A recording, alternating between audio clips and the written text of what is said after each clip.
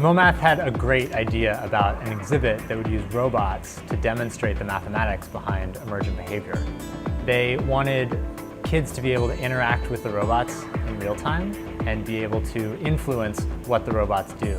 We're in a children's museum, and it's a hands-on children's museum, so interacting with visitors, thousands of visitors a day, is complex and hard, and we need the ultimate flexibility. So we started about 2.5 years ago developing Prototype. We have a hardware partner in Switzerland called Knowledge Resources we've worked very closely with in both software and hardware to make sure that this exhibit was feasible, that we could actually pull it off. Visitors to the museum can program the behaviors that the robots perform, the way that they act.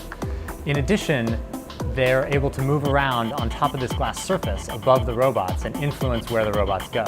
They can either be attracted to you or repelled from you. The behavior that comes out of the robots looks very organic and very complex and very intelligent, but it's actually based on fairly simple rules. A function that says, stay a certain distance from the closest robot to you, or turn in the same direction as the group of robots that are around you.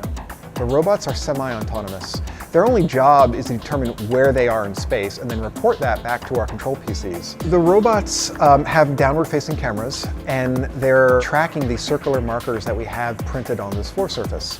Each robot sees about 7 or 8 markers at a time and does a little bit of trigonometry to determine where it is in space, and then reports that back to our control PCs in something we call robot control units. So the user interaction in this exhibit is really key because it allows you to influence the robots and see that your position in space affects where the robots go. So there's a series of retroreflective IR markers on the shoulder of each of the swarm packs.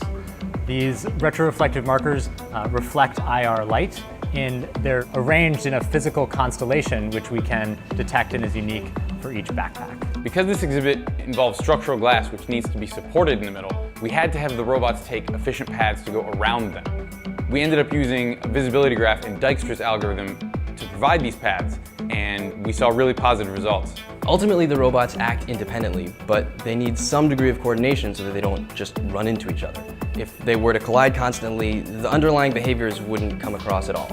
So what we needed was a collision avoidance scheme that didn't mask the simplicity of those underlying behaviors and that made the robots act intuitively, but did so in real time on an observable timescale. In order to approach this problem of collision avoidance, we looked at existing collision avoidance algorithms. And in particular, we focused on one called optimal reciprocal collision avoidance, or ORCA for short. What we came up with was a genuinely novel approach called extended velocity collision avoidance that, when deployed in our exhibit, proves its worth and really stood up.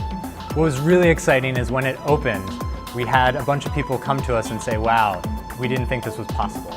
Professionals in the field said that the exhibit was too complex, there were too many moving pieces, that we didn't have enough time, and on opening day, the kids were loving it. It's an exciting, engaging, colorful experience.